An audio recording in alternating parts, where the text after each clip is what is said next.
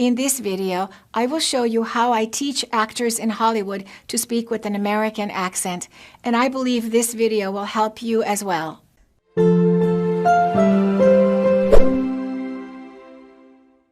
I work in Los Angeles, and a lot of my students are actors working in Hollywood. They are foreign-born, and they're working on TV series or in films, and they need to have an American accent for the roles that they're playing.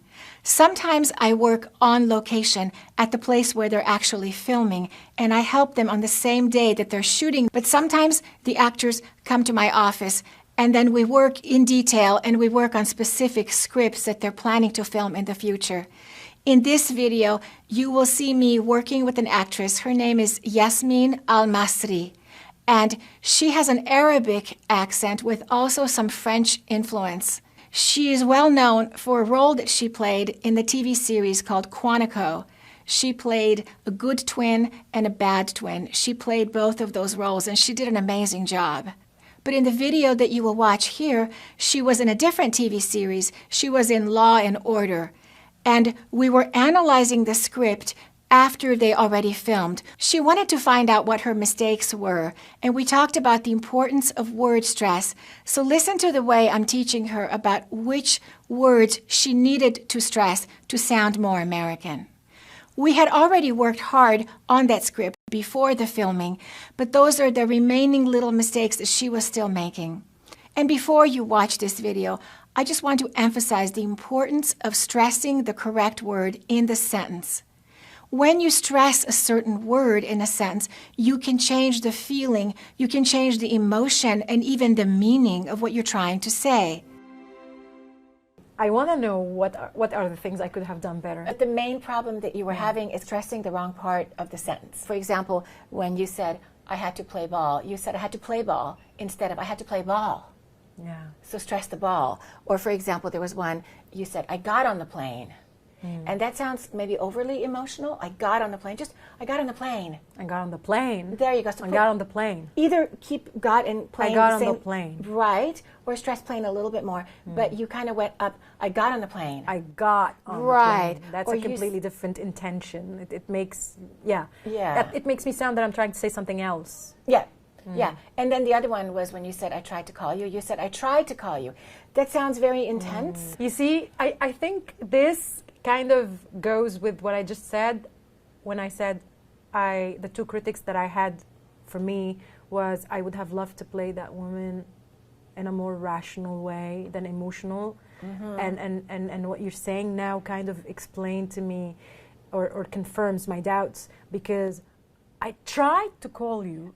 Yes, so emotional. And I try to call you. That's right. It's more rational. The thing to do is to not stress that first key word as much as you're doing. I think that was the main thing that I noticed about that particular episode. And your speech in general when we practice. And how do you think I'm going to get control of that? I would say when you get a script, analyze the lines first. Before you do anything else, analyze the lines. Ask yourself, where should I put the stress? Just think about it before you just automatically do it. Because if you just automatically do it, you might bring the cultural different... The history of another woman that has nothing to do with the character. Right, right.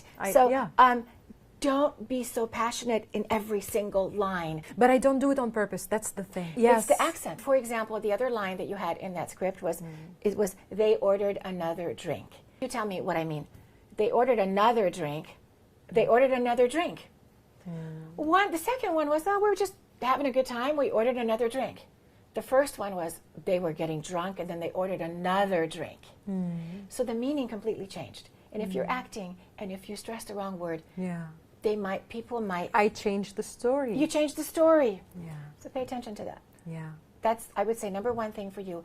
Look at the lines, analyze them, analyze what is the true meaning, and then assume that for you, it may not be in the beginning of the word. Sometimes it is, but I would say usually it's not. What I'm doing is something that is happening as a consequence and not as a choice. I want to be aware. I want to stand out because it's a choice that I made and because I had a method I worked on getting there. When you have that foundation, when you know all the rules, then you can make a choice. I agree. So the goal is first to learn the basics, to know which words we stress, and why we stress them Yes. and how we stress them, Yes. and then to sound as natural as possible, as neutral as possible. Once you know which words are stressed, then you can say, okay, maybe I'm going to say it this way. Then the actor part comes in. Then I'm going to say it with this kind of enthusiasm or this kind of stress because this character would speak like that. Then once you get really good, then you can play around with it and make it your own.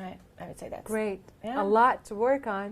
When you know the rules, then you can become creative with the language, but you have to have the foundation. I really like this quote by Picasso. He says, "You need to master the rules like a pro so that you can break them like an artist." As you can see from when we analyzed that script, when she stressed a certain word, there was a different meaning. So it's really important that you know the rules of which words you're supposed to stress.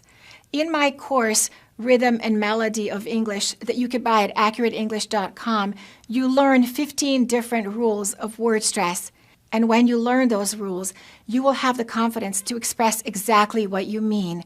And people will understand your intention, but also your accent will sound more clear.